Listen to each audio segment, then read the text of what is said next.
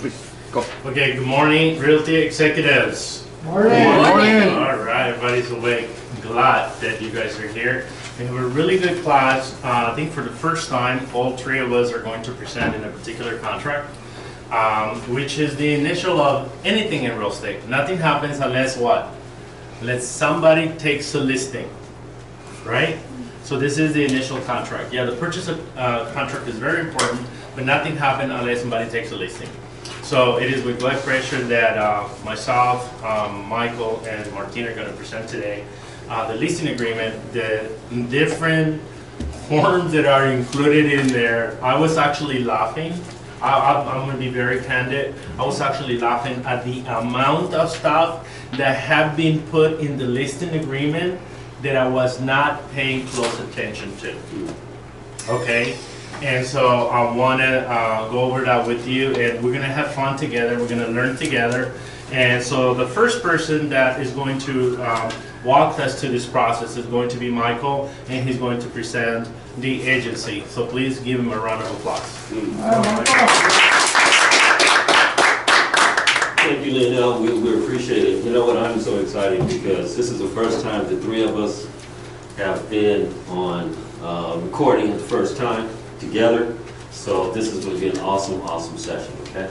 So what I want to do is go over the first part of the listing agreement. So when we get to this part, congratulations, you guys have gotten a listing. You've gotten a seller to agree to list with you. So what we're going to do, we're going to go through the paperwork and we're going to make sure that everything is done correctly. So what I want to do first is that I want to basically kind of let you know the way that I like to do business. We'll be back up very quickly.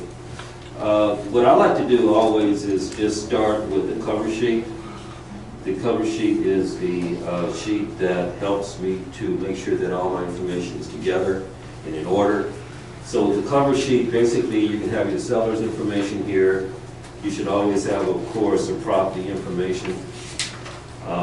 You should have, you know, we would like for you to try out our escrow. So I always pencil in our escrow, and then I always pencil in my information. The reason I like to use the cover sheet is because I only put in our information once, and then it propagates through the entire documents. So it makes it really, really good when you want to go through your documents. So let's get right after it. Everybody should have a disclosure, and we're going to start with the disclosure of the real estate agency relationship. The reason we have this disclosure is because we want to know who's representing who. Okay, we want to know if you're representing the buyer, the seller, you're representing both parties, or what are you doing here, okay? So basically we want to start out, I want to let you guys know that if you're writing a lease more than a year, you got to use this disclosure, okay? So if you're writing a lease longer than a year, you must use this disclosure. Okay, now what CAR has done, they have put the selling disclosure, the listing disclosure with the actual listing agreement, which I thought was pretty smart because 2 or 3 years ago they did not do that. So the disclosure is automatically with the listing agreement. You don't have to look for it, it's right there for you, okay? So let's talk about the seller's agent. If you're the seller's agent or if you're the listing agent, basically it says under a listing agreement the seller acts for the agent of the seller only. Then it says a seller's agent or a sub-agent of that agent has the following affirmative obligations. Now let's talk about what the sub-agent is. The sub-agent is you as a buyer's agent if you do not have a buyer's agreement. I don't know if a lot of people know that. If you do not have a buyer's agreement, you are the sub-agent of the seller.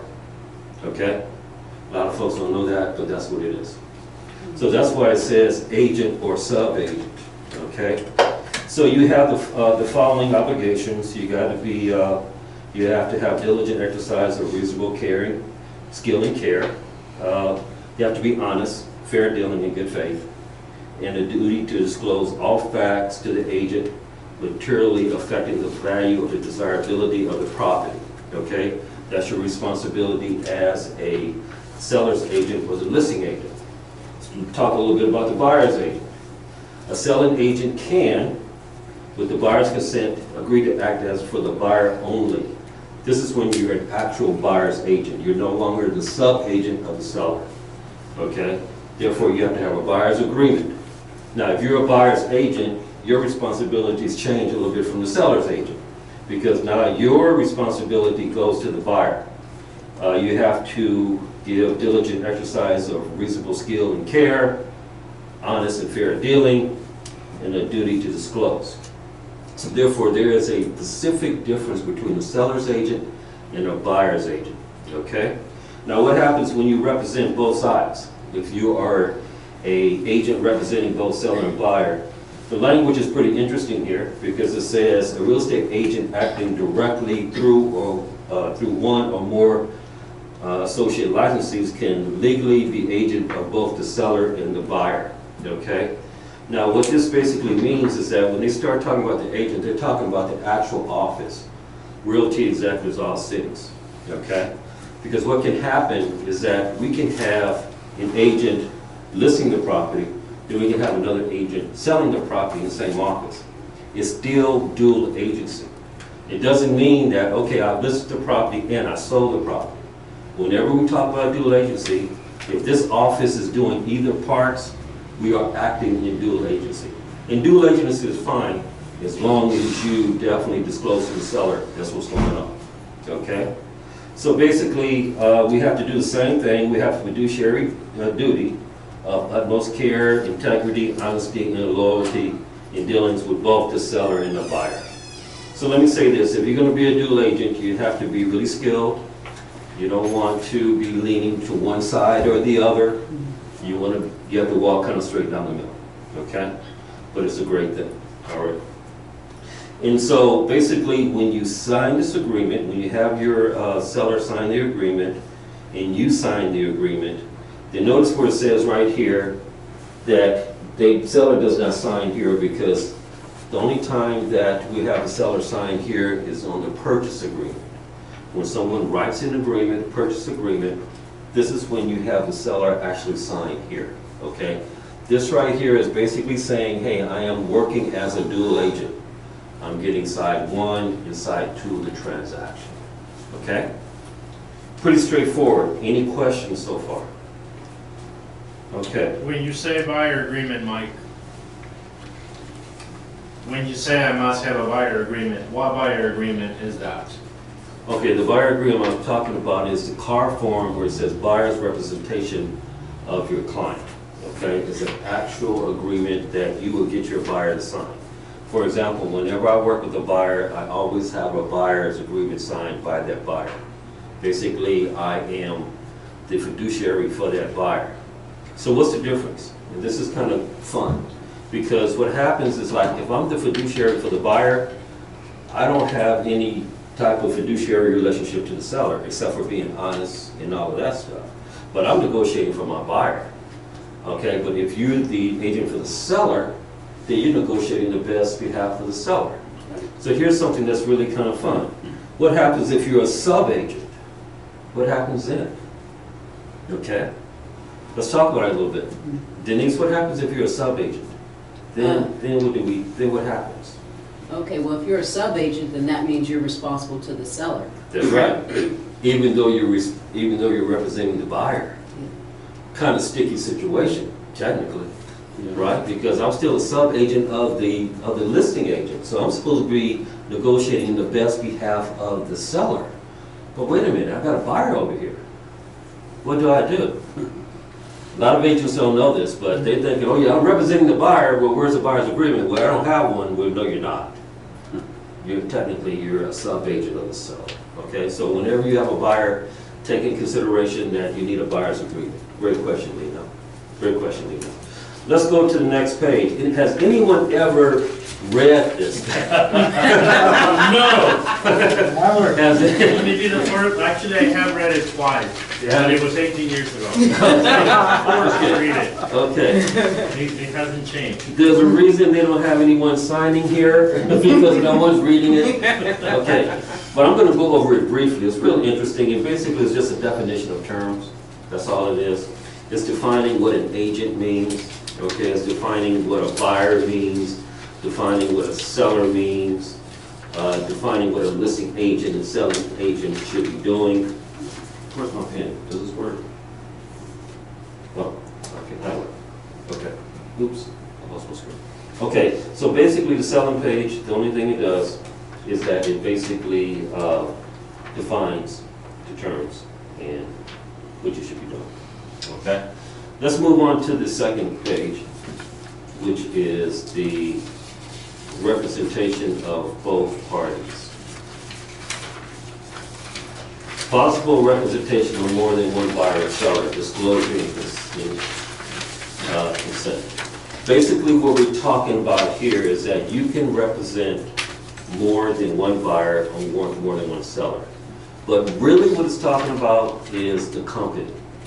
Realty Executives All Cities as a broker. We can actually represent more than one buyer, more than one seller. So therefore, if we have a list, if Martine has a listing, then Martine might be trying to sell it, or Valentine might be trying to sell it, or Ephraim, or anyone in the office may be trying to sell that same listing. Okay? Now, before this came out, there was quite a bit of confusion. Okay? Because what would happen is like the seller would say, well, wait a minute, you're representing me. Why are you trying to sell? I mean, isn't that a conflict? Or either your office is trying to sell this listing. Well, this is where this form actually came from. It cleared up the miscommunication of saying, well, can we or can we not? Yes, we can. And Carl was very smart again to put this document into the listing agreement because agents were leaving it out. They were getting a listing, they wasn't putting this document in there, the confusion, lawsuits started flying, and it wasn't a good thing.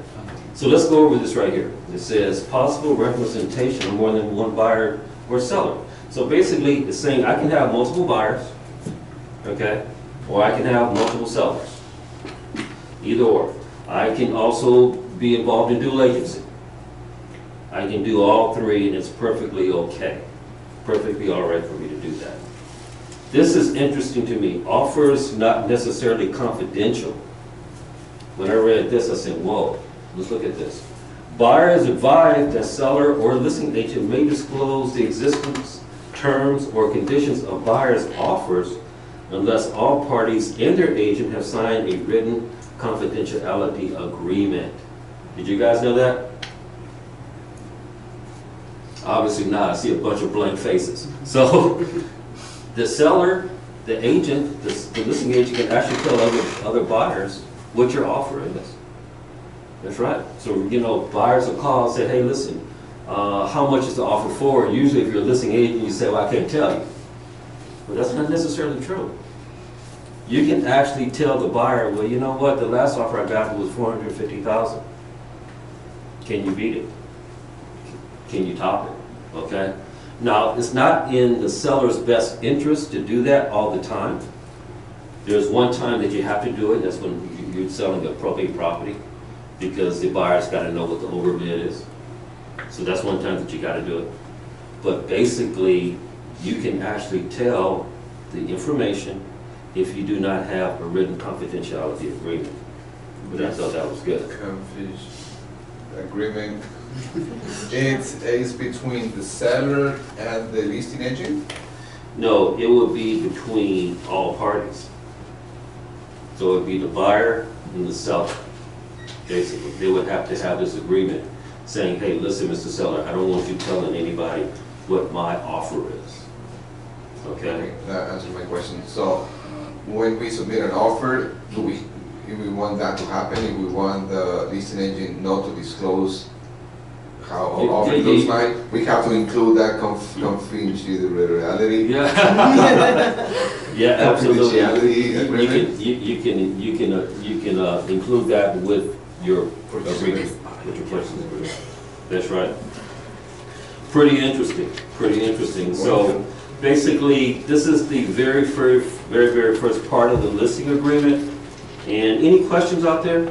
This is the very first part. So you want to make sure that you got this nailed, that you'll be able to explain it to your seller when you go in front of them, so that if they have any questions, you'll be able to explain it. Okay?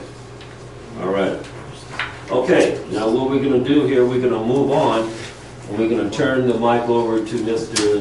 Leonel Ceballos. He's going to come in, and he's going to actually go over the actual listing agreement.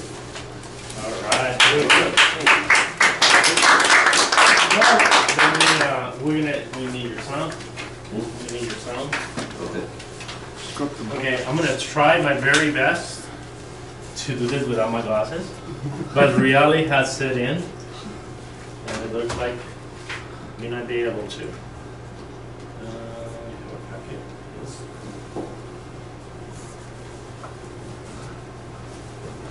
Okay. Can you ready hear me okay? Yes, sir. Okay, when was the last time you took a listing? Well, be honest, we're just gonna have fun. We promise not to send this to the DRE or to the DRE. Okay? This is gonna be fun. So, I mean, listen, it's a serious matter. We're gonna make it fun. We're gonna make it fun so we can all learn. Okay, so, again, I'm gonna repeat myself. When I started looking at the listing agreement, I realized how many things they had included. They had a vague idea of what they meant. Not in a sense that they give us, basically they give us so much responsibility. So much than before. All right, so when you get to this part, it's fun, right? You're about to what? Make money. You're about to take a listing. All right, you're about to jump up and down and say, I got one, I'm gonna put it in the market, you know, it's gonna be great. And this is what is so important in the listing. How many people get a job when a listing is taken? 26. 26. 26. So anybody has a different number? 8, 10? Maybe 10. Think about, would escrow have a job if we don't take a listing? Mortgage companies, escrow companies, term companies. Martin, Title. Title. what? Title. Title. How about brokerages? Home Depot. Ah, Martin? Comments? Come on, I hope you guys know that, Marco. Come on. So many people get affected by the fact that somebody on the bottom line is that to get good at Window listing companies. say again? Window companies. Window companies. Yeah.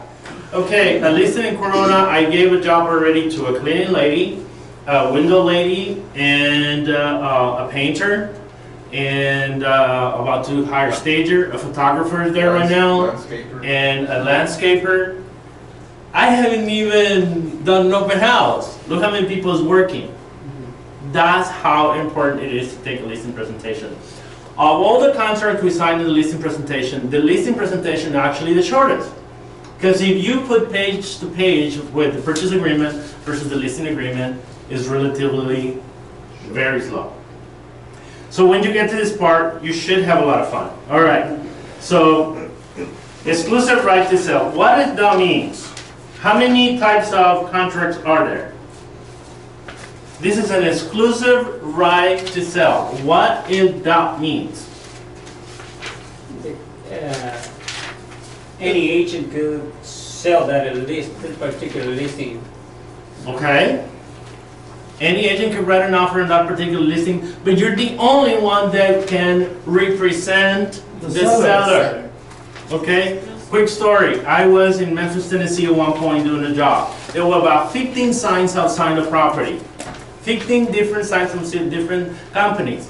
What kind of listing that was? This is not, you know, Open. and open. So basically, whoever what? Whoever sells it gets. Whoever, of all the 15 signs outside the property, whoever gets an offer gets accepted as the one that sells the property. Aren't you lucky we don't have the open listings in California?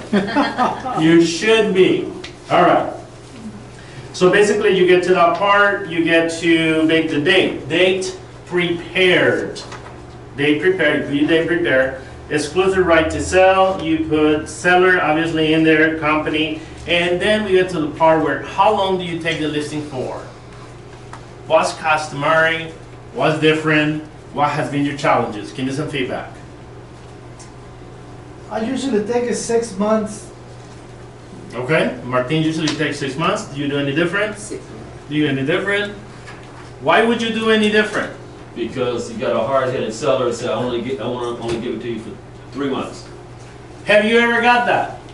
Yeah. Would you take that listing? Yes. Would you take a listing for 30 days? Yes. Well, Yeah. If it's priced right, yeah. Yes. The answer is yes, provided that he listens to the price that you are giving him or her as a professional. That's my personal opinion. That's what I've done in the past. If they, can you not take either a 30-day listing or a 6-month listing if they're not listening to you? Right, that's your choice. Entirely up to you. All right, so it sounds like 6 months is the norm. All right, so we go to the next one. And I think I'm definitely gonna need my glasses. All right, so basically, the leasing period and said exclusive and irrevocable right to sell or exchange the property described, and then you get the address. You put the address, the county, the city, and then the zip code. How many of you put the APN? Fine. Everybody put the APN? Oh, not for the address. After the address, you put the APN number. Why is it important to put the APN? Make sure it's the right parcel. You're selling the right right property. property. Where did this contract go when, where does this APN has to match when you receive what? The Prelim or The property. prelim, what else? So good for you joining us, Raphael. Thank you, good morning. I was there the whole time. Security. All right, so where else? What about when you write an offer? Same section like this in the purchase agreement, there's a section you put the APN. Why did they put a different APN? Do you pay attention to that? That'll be very different, right? What if there is a double APN? Is that possible? Yeah. Okay, if there's a double APN, what do? Give some feedback. Come on, I'm not gonna let you just listen to me. I'm gonna make you participate. Writing both? Write them both or write them on a different piece of addendum, however you want to call it, but it must be in writing. It's not unlikely anywhere in any of the counties in this area for us to have a property that has multiple APNs numbers. Okay? All right. Here is something that's changed. Here's an addendum. So the two addendums that Mike described and the addendums that Martin will talk about are a default on the contract. When you generate a listing presentation, those forms are already marked. This is an optional. You see the little square in this that says this property is manufactured, mobile home, see addendum for additional terms. If you click in there when you're originating the form is automatically originated in the background in the system. It's not in the contract. I want you to make that distinction, okay? So you need to attach it when you send it. The second one is the property is being sold as part of a probate. Mark will talk a little bit about that. So if it's a probate, you no longer need a full probate agreement. This is the addendum to basically saying that this is a probate. You understand? And that form again will be in the background in the contract, in the list of contracts that generated. All right. Here we go. The moment of truth, the listing price. Listing terms, listing price and terms. So you put that in there, and here's listing terms. Anybody ever writes any listing terms? We got the price, cool. We put it in writing, put it in letters, then we put it in numbers, and we're good to go. And then there's a second section that says listing terms. What could be the listing terms? I write something in there all the time. I try to anyways. If in the listing Valentin and I took, what I wrote on that listing is that there will be a $10,000 price reduction every week until the property attracts an offer. Are those initial terms? What is it better? To go back to the negotiating table with the seller and not tell them that you want a price reduction? Or to say, no, we talked about it, look at it. It's right here. Okay, what else? What else could be a negotiating term? If they're selling multiple parcels and it's condition of the sale. Okay, what else? What else? There's properties out actually in Riverside County that that's the case. There's a home and there's a business on the side. In order to buy another one, you have to buy the second one. Is that what you're referring to? Okay. How about a contingency, like seller find A replacement home? That's one. There's an addendum for that, but you can add anything you want in additional terms in here. Because if you're talking to a seller of a particular situation, you shouldn't just talk about it. Put it in writing. So that when he initially signs, you're done. Rather than going back to the negotiating table and asking him to now give you a price reduction or wherever else is that you're thinking about. How about when they're supposed to clear out a house? You know, clear something like debris in the property. How about clean it, paint it, whatever it is. Are those additional terms? Yes. Okay, would it be helpful to have them in there? Yeah, it's not hard, right? Just put them in there. I think that's very helpful. This is an old school term. This has never changed. In the whole time that I can remember being the leasing agreement, it has never changed. So please use it. All right.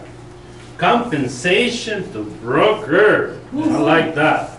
Okay, so I'm going to read only the bold letters. It says the amount or rate of real estate commission is not fixed by law. They are set by each broker individually and may be negotiable between seller and broker. Real estate commission include all compensation fees to broker. This is seller agrees to pay to broker as compensation for services irrespective of agency relationships. Irrespective of agency relationships.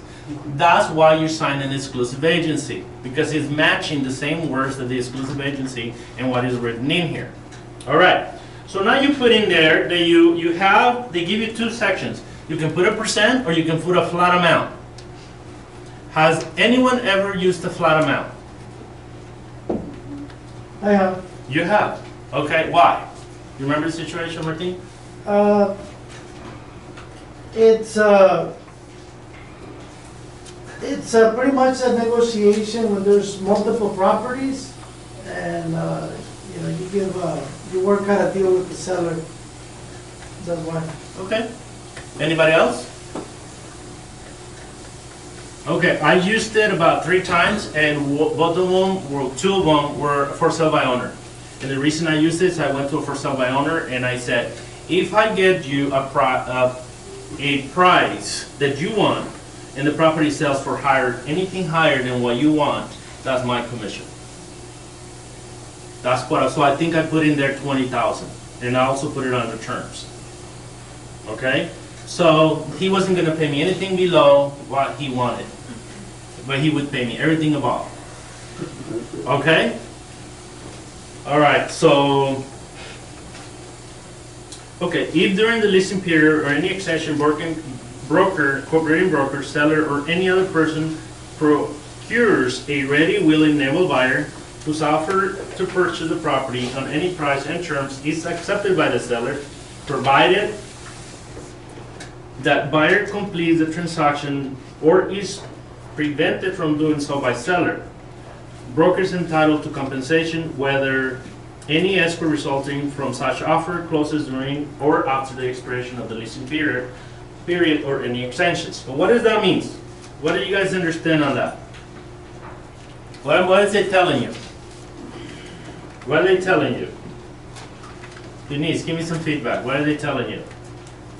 They're saying that basically since we have an exclusive authorization that we are entitled to commission anytime there's a ready, willing, and able buyer, whether it's during the period or during the listing period, or if after that you have a list of who those people are. If you provide that list and it closes within a certain amount of time, you're still entitled to money. So it doesn't get any better than exclusive authorization. I love it. That's a lovely explanation. And then I'm going to throw a caveat to that, and it says if within, how many days you usually put in there?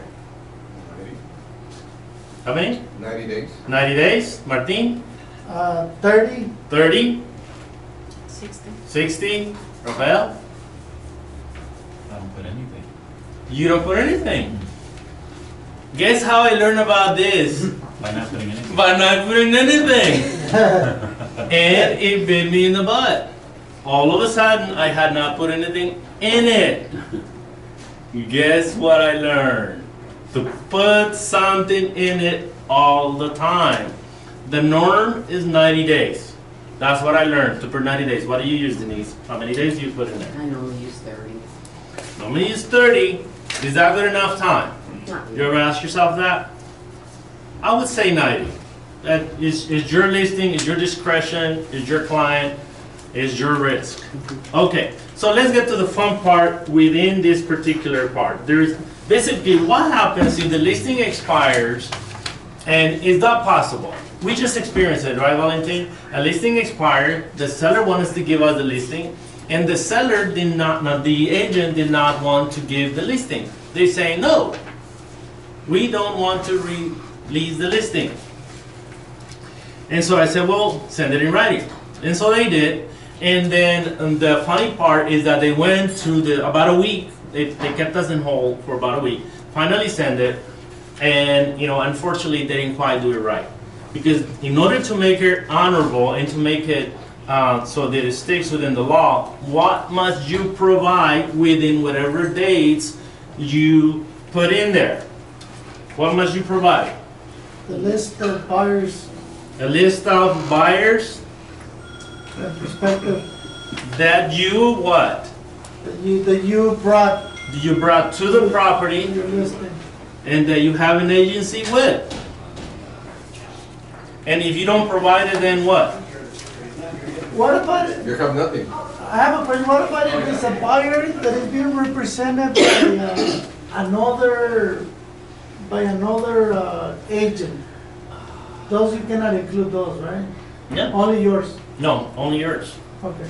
Only yours. That means that you are the procuring cost. That's what the word is. Procuring cost. That you are the cost that they make friends. Has this happened? It happens to me. I hope it has happened to you because I feel very lonely over here. It has happened to me where the seller makes friends with the buyer and it says, you know what? I'm paying the commission, man. I'll buy the house. And if you don't have knowledge of that, then they're gonna leave you out. All right. So that's the reason 90 days. In 60 days, you're probably busy 30 days, you're probably busy doing other things. In 60 days, you kind of wake up and say, you know what, I do have a list. I remember Denise and Roberto and Anna, and you know what, I'm going to send them that list. So you have that list, okay? All right.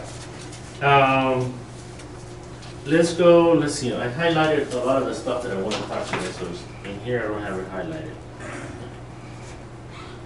Okay, so have you ever gotten paid? This is going to make Martin, Michael, and I happy.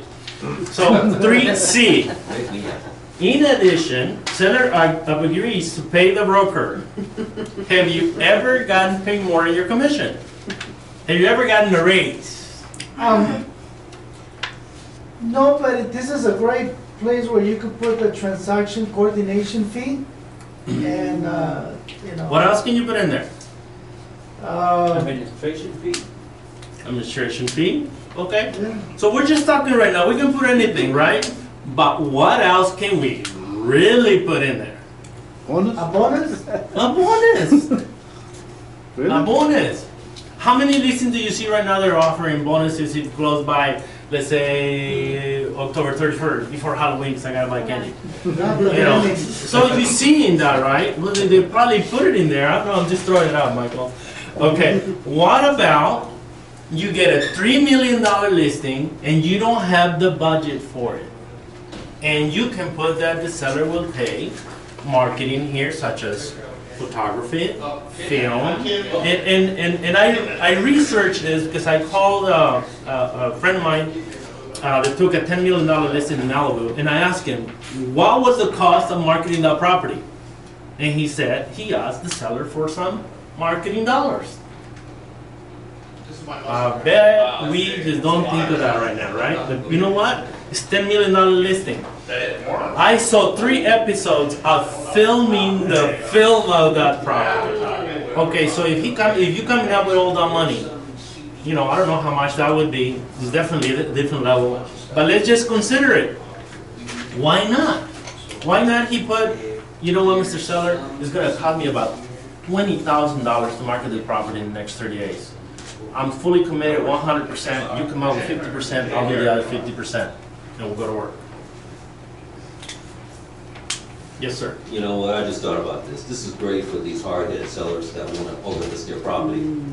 Oh, you want to overlist your property? I tell you what, why don't you do the marketing of the property?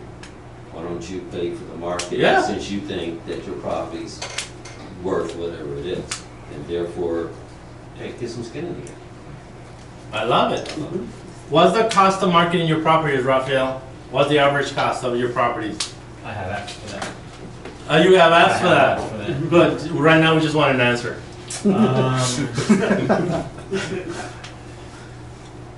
don't know, maybe less than $100. Less than $100. Probably. Okay. I do everything myself. Well, what about the video you hired? Did Rancho, you have a stake on Rancho film that? You know what?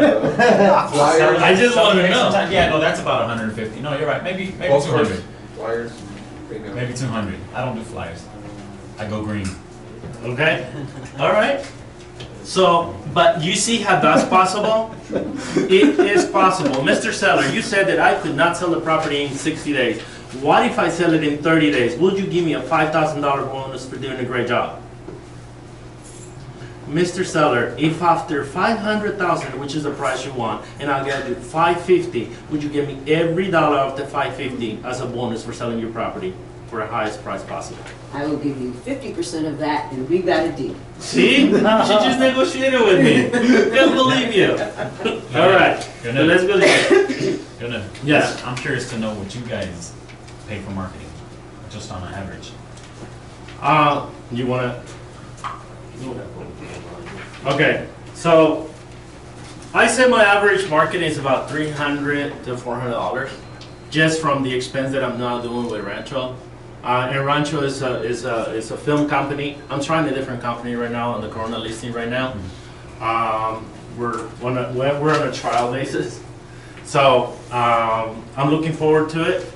They included a drone, so there is a lot of companies. And now we were in a class 2 weeks ago, and there was 2 companies in there that are offering their services. They look really good.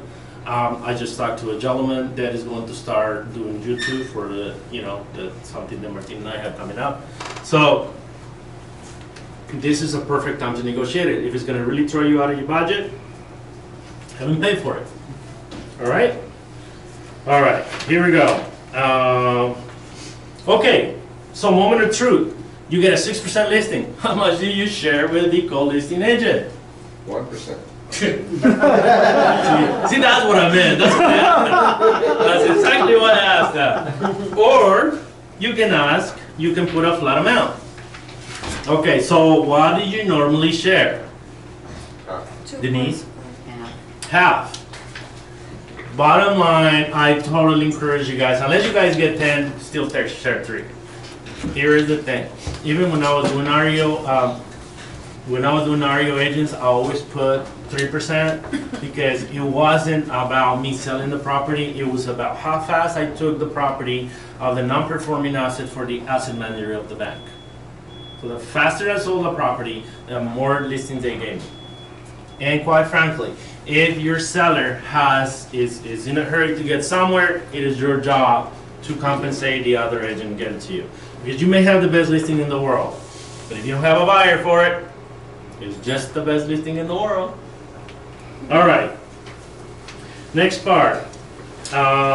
So here's the thing. Has sellers ever lied to you? That there's no liens against the property, that they're not behind on the mortgage? Well, this is where they're supposed to put it, okay?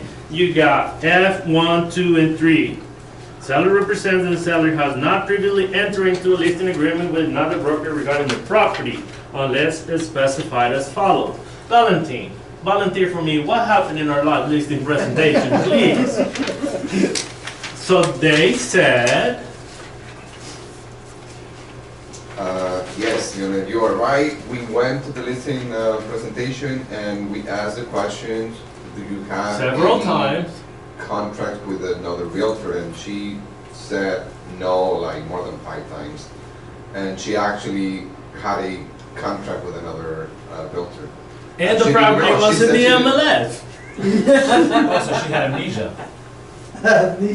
She just said, well, we just spoke with another realtor, but we never signed any paperwork. And I was like, that's really be strange, because it's in the MLS, and in order for that to happen, you need to have some sort of agreement in writing. So my suggestion to you is use your best judgment. When we were in that appointment, they were all gung-ho about everything that we did, the presentation we did, it went very well. We could have walked away from the listing, we had the paperwork, we chose not to.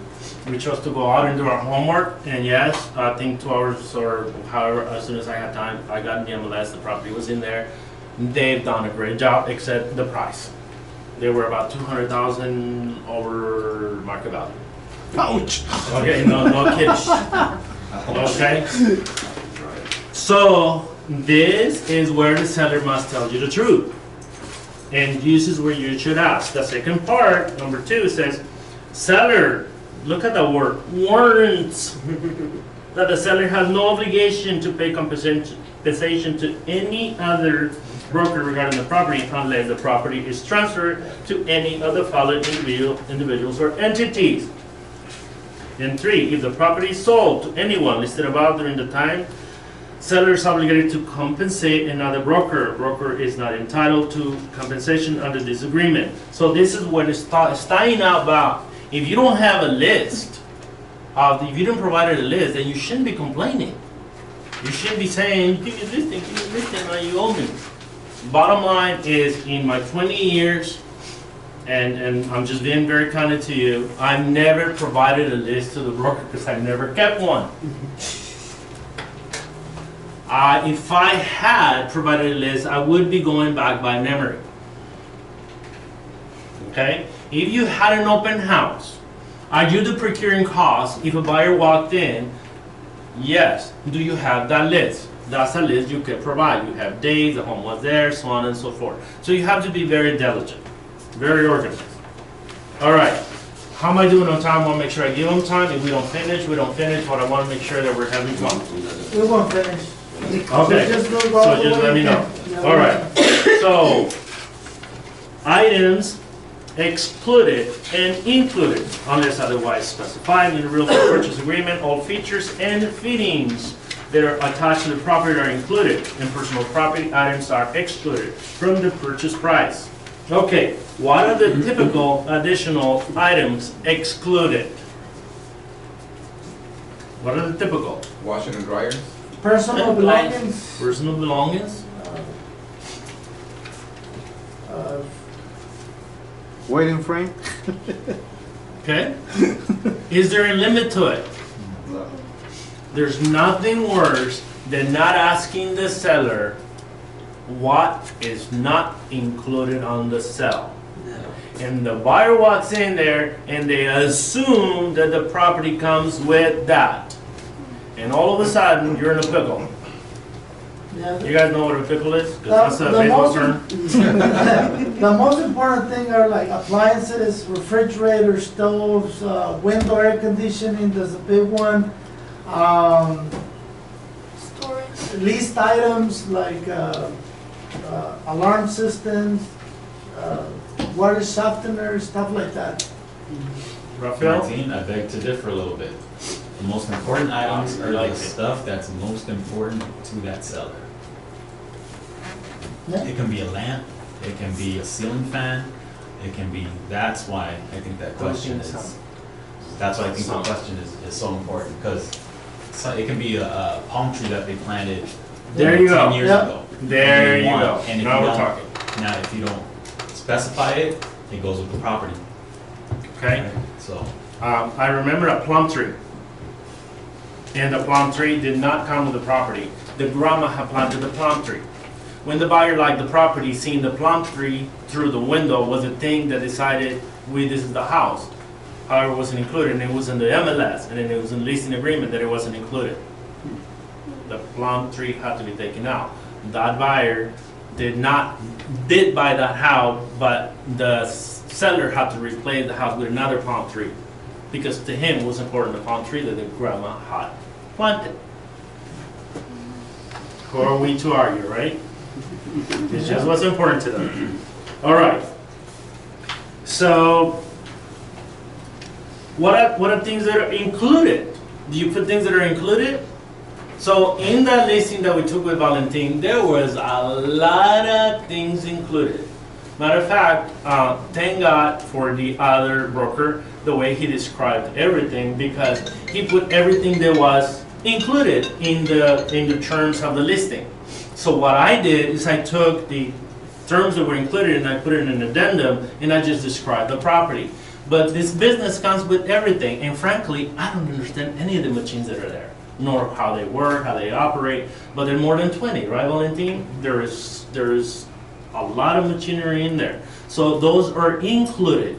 The only thing I added is when the photographer went in there and they filmed it, I had him take a short, a close-up of the machine so they can describe it. Because somebody interested on those will know what that is. And that's how we will able to, move on.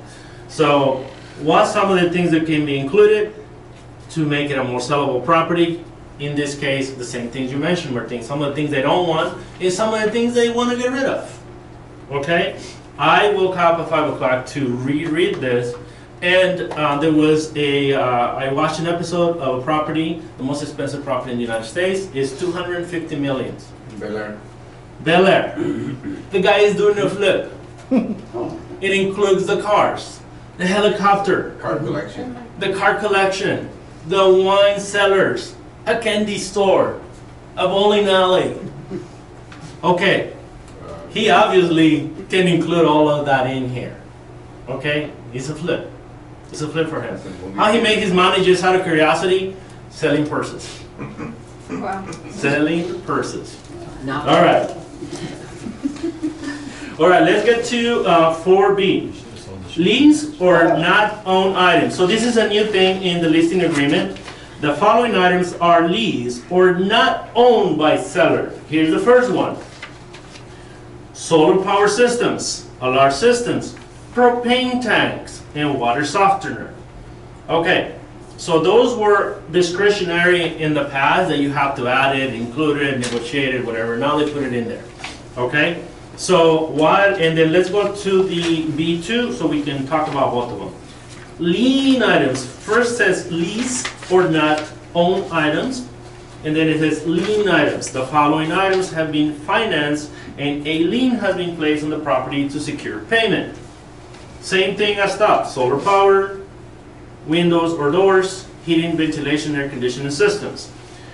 Who has a case about solar powers and the buyer not being able to purchase the property because there was a solar system that needed to be financed?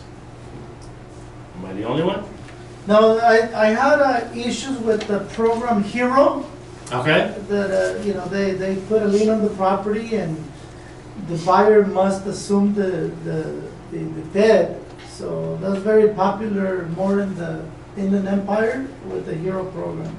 Okay. A couple cases. So be aware of that. Is everywhere. The HERO program is just basically a finance program to the government that is allowing homeowners to actually do some renovations in their property, but that doesn't mean basically there's a lien against the property.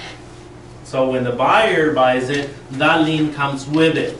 There is a couple of lenders now that are finding a way not to include it on it. I can tell you details outside of this class. All right, so I have 4 minutes. Multiple listing service. Here we go. So broker is a participant subscriber of what MLS are we on? CRMLS, CRMLS. How many MLSs are in it? A lot. a lot of them. Here is something you may not know. CRMLS is the largest MLS in the United States. We are very fortunate that we are part of the largest reciprocating group of MLSs in the United States. Because if you go to Big Bear to try to sell a property and you're not a member of their board, they reduce your commission by 1%. I think it's 0.75 because they're not a reciprocating board. Just in case you want to go to the mountains. Michael, you had a question? No? Okay. Well, guess how I know? It happened to you. It happened to me. All right. So, let me see. What is the MLS? there is so many interesting things about the MLS. So how many times did we exclude the listing of the MLS for a few days for marketing purposes or cleaning purposes or whatever? How many of us do it? I do it all the time now, almost on a standard basis. But there is a way actually you can completely exclude the property from the MLS. Completely. If the seller does not want their property in the MLS, further, if they don't want the property to be in social media, or any pictures, or any photography, they can buy you, or by anybody else that comes and looks at the property.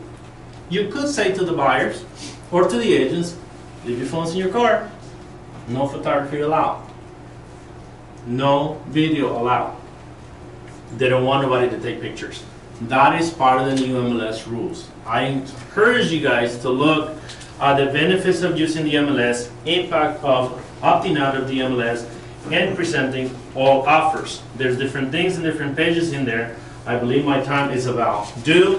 This is all I have for you today. Right now we got to page 1.5. All right, I really thought I was going to go through it. I hope you guys have fun. I really enjoyed teaching this.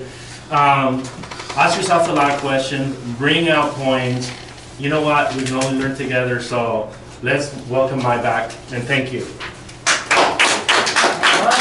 That was awesome. Okay, next Wednesday, Leonel's coming back, then we're gonna have Martine to wrap it up. So this is gonna be great. Just want to remind all of you, next week on the 26th, we have our goal planning session, 6 o'clock. Be here, we're gonna have fun, some food, a little wine, a little cheese, and we're gonna really get after it, okay? So hey, I want to thank Leonel again for, that was cool, man. I learned some good stuff, you know? Also the 27th, for the people that are interested in going to the workshop. Oh, that's right, there's a workshop on the 27th that the company's paying for. So I would strongly suggest you be there, too. That would be great, okay? Say what that means, Mike. Like, the company's paying for it so everybody can go for... Oh, free. That's what that means, you guys. Okay? Free, okay. Anything else? We're good? Okay. I think we'll be out for a couple of days. Convention. Oh, that's right. We're going to the convention. We're leaving on Sunday, the 22nd. It's going to be 6 of us. It's going to be Martine, Leonel, myself, Denise is going, Miracela, and Fanny. So we're going to represent you guys. We're going to learn a lot, and we're going to bring it back to you. So it's going to be awesome. Okay. Anything else? All right. Awesome. Thank you so much. We'll see you next week.